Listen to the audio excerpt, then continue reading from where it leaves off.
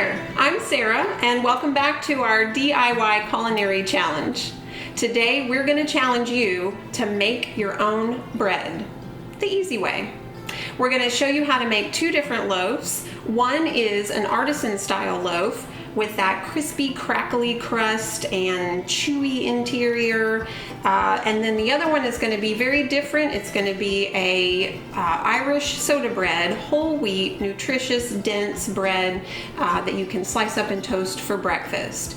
Neither one requires quite as much work as you might think. So try this at home and let us know how it goes. Let's begin with our Addison style loaf. For this recipe, you're going to need 3 cups of all-purpose flour, 1.5 teaspoons of salt, 1 tablespoon of white distilled vinegar, 1/4 teaspoon of instant yeast or rapid rise yeast, and 1.25 cup of room temperature water. One way to make sure that you have just the right amount of flour is called the fluff, sprinkle, and scrape method. I'm going to stir and fluff my flour as I'm spooning it or sprinkling it into my cup. And then I'm going to take the straight edge of my spoon and scrape the excess off the top. Be sure not to tap the cup or pack it real tight with flour. You want just the right amount of flour in your recipe. Okay, so we have 3 cups of all-purpose flour, and we're going to add our dry ingredients to our flour. So that includes 1.5 teaspoons of salt and just the tiniest bit of rapid rise yeast. 1/4 teaspoon, shake it off so it's even, and then sprinkle it over the top. We want the most even distribution we can get. I'm going to stir the dry ingredients together enough to make sure that everything is evenly distributed. And then I'm going to make a little well in the bottom of my flour to pour my wet ingredients. I have 1.25 cup basic room temperature water, and we're going to add our 1 tablespoon of white distilled vinegar to the water. The vinegar gives our dough a little bit of a tangy flavor. So if you've ever had a loaf of white bread, sometimes it seems a little tasteless. The vinegar is going to help give us a little bit of tang in our dough. Not quite like sourdough, but similar. Mix it up really well. And then add to our flour mixture.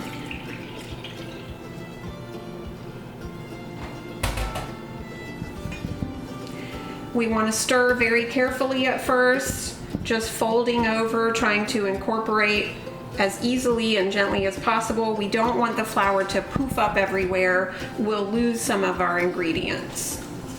So scraping the side of the bowl, getting as much flour mixed in there as possible.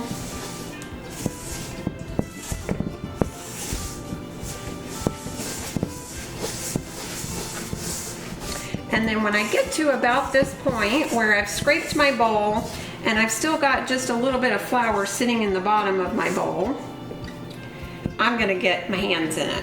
So I'm going to scrape off anything I have on my spoon and use my hands to get that last little bit of flour into my dough.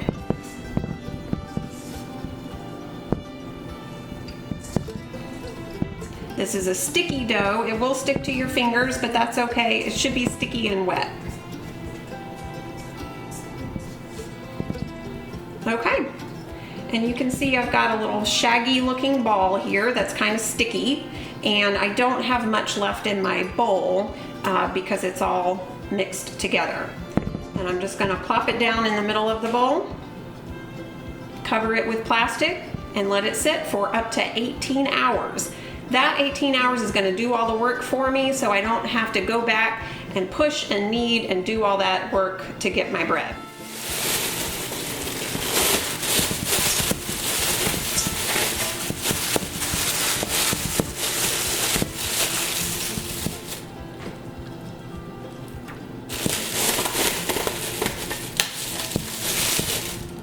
And now it's ready to sit. It will sit and do the work for me. So we have let our dough sit overnight or all day, up to 18 hours. You don't want to go past that, but anywhere between 8 and 18 hours is a good resting period for this dough. We are going to turn out the dough. We're going to shape it, and we're going to get it ready to cook. It needs a second rise before we put it in the oven, so I'm going to show you all those steps before getting it into the oven.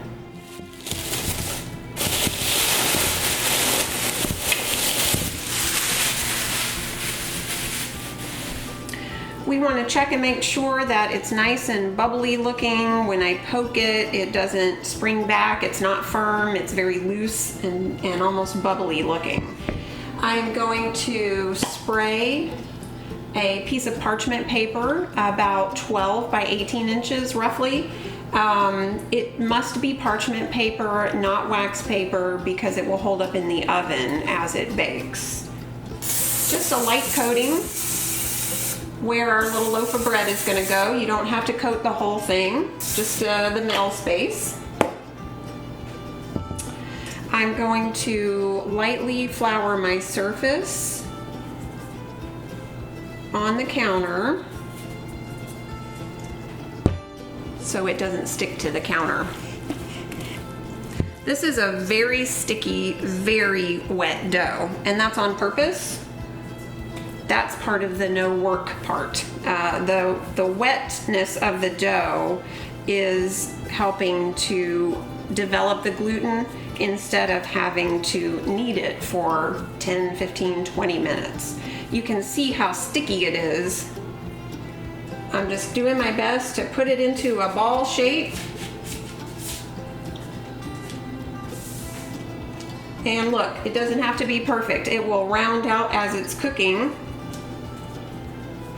And I'm going to lift this up, use it as a sling, and just set it in my pot. So this is our second rise. We need to let it rise for about 1.5 to 2 hours, and then it will be ready to pop in the oven.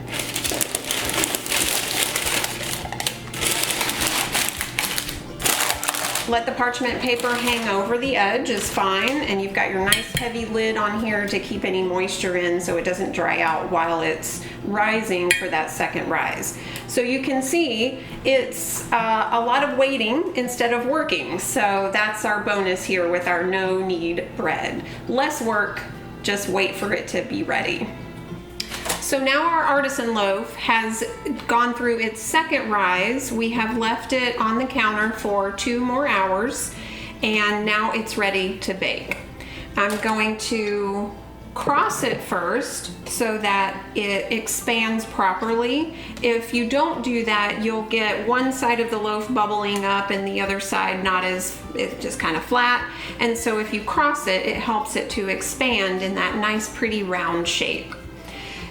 This is harder than it looks. One trick I've found that's helpful is to take your knife and slide it across some butter. You can also spray the tip of your knife with cooking oil, and that helps it slide a little bit easier through your dough.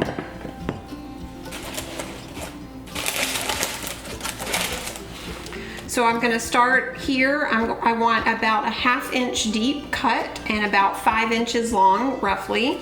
And I'm just going to try to do a real quick slice across the top here. You can see that it's very sticky and jiggly.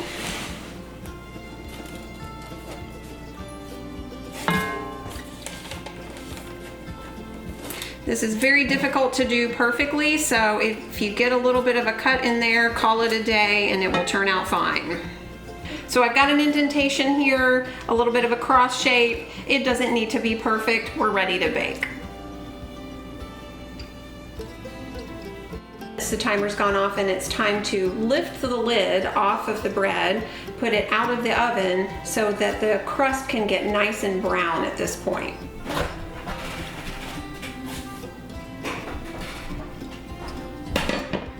Close the oven door as quickly as you can and then reset the timer for about 20 to 25 minutes.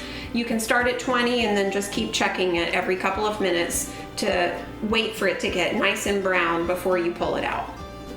Okay, our bread has been baking for about 55 minutes and it's time to pull it out.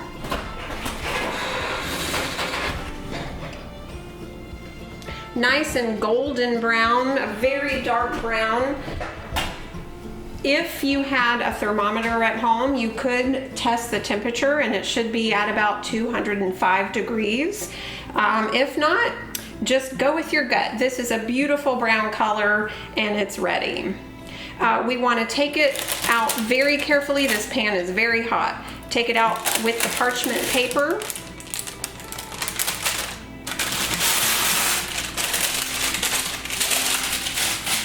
Slide it onto our wire rack and let it cool. We want the air to circulate underneath so it stays nice and crispy.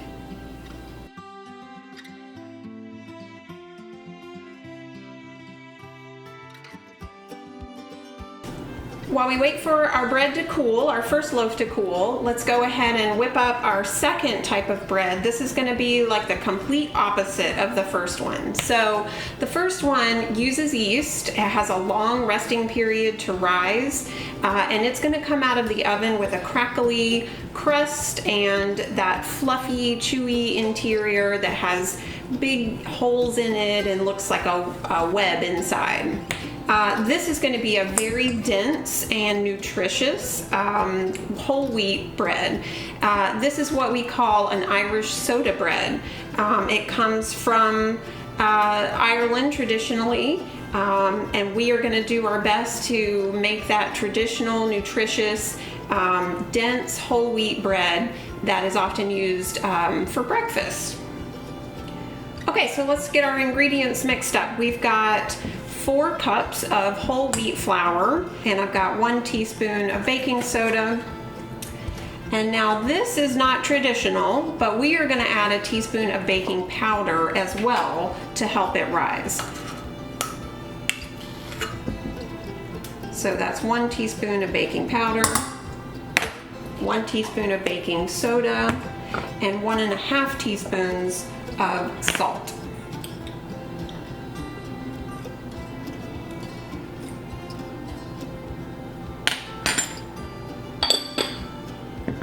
Okay, I'm going to use my whisk to make sure that it's all blended well. We want the baking soda and baking powder evenly distributed so that the whole loaf cooks evenly. So those are our dry ingredients: flour, baking soda, baking powder, and salt.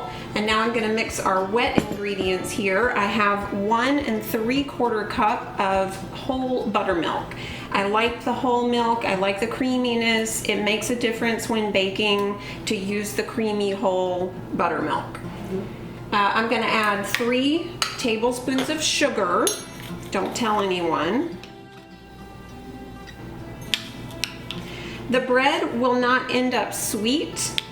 It just helps to balance some of the flavors, the intensity of the whole wheat that we're using. It's a nice balance. I'm also going to add 3 tablespoons of melted butter.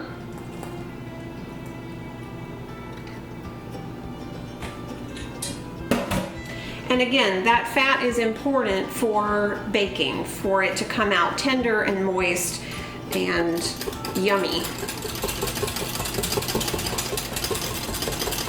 I'm going to make a well in the bottom of my dry ingredients and pour in the buttermilk mixture.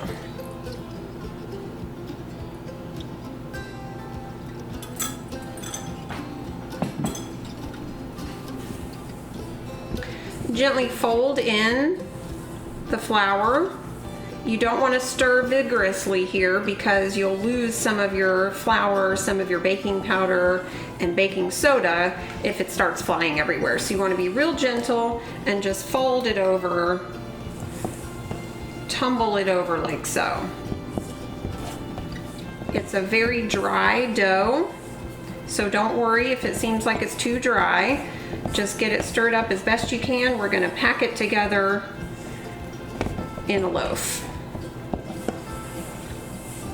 I'm scraping along the sides of the bowl as well to try to get as much of my flour and baking powder in as possible.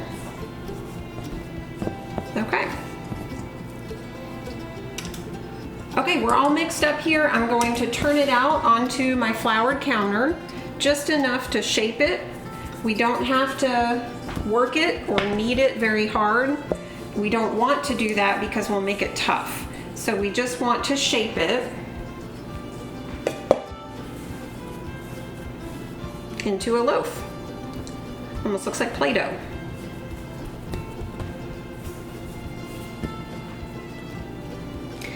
And we'll place it on our baking sheet, layered with parchment paper, sprayed with a little bit of cooking oil, and just place it directly on top here. Okay, now we're ready to put our loaf in the oven and let it bake for about 45 minutes at 400 degrees.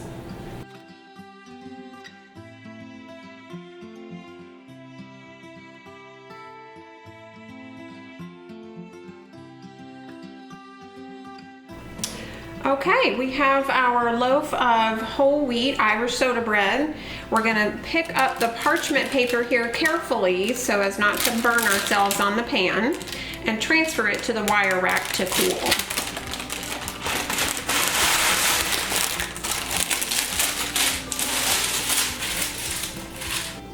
We'll let that cool for about 2 to 3 hours. We want it to cool completely. And here's the trick with warm bread straight out of the oven.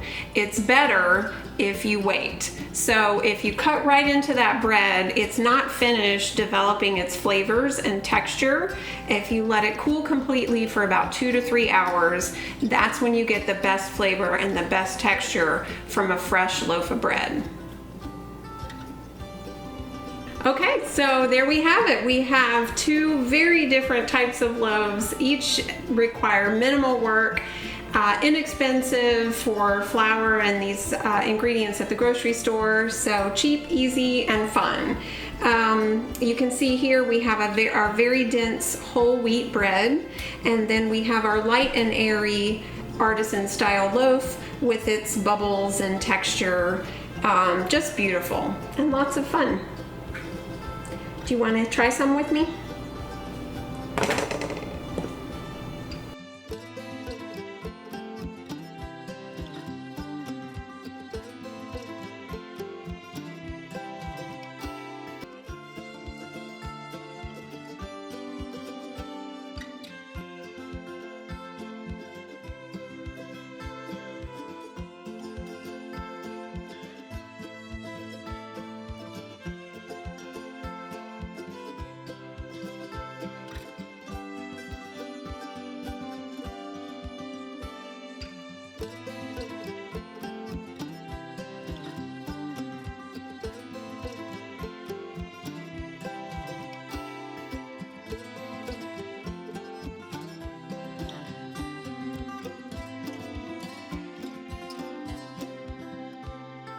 We hope you enjoy the results of all your not so hard work. If you try our bread challenge, be sure to tell us about it in the comments below or tag us on Facebook. Visit hcml.org for all your baking and cooking needs.